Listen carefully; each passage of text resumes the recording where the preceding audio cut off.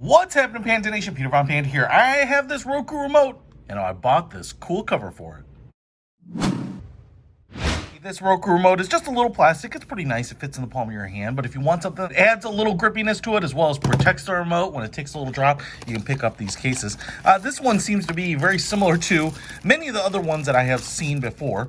You do have to get them in the right shape. Obviously, you can kind of compare them by keypads. This has the enhanced remote, so volume controls here, power button, and then the side-by-side buttons down here. And if you like this, you can get them in different colors too, so you don't have to get it in this obnoxious green. But this obnoxious green, yay, because it's like me, obnoxious, I believe glows in the dark.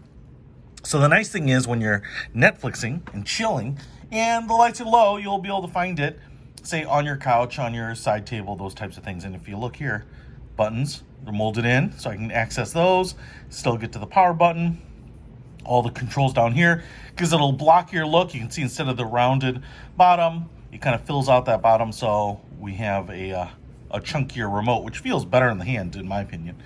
And some hexagonal shapes there. See, kind of a kick out there. And that feels good, looks good, and I think it should be glow in the dark. I think.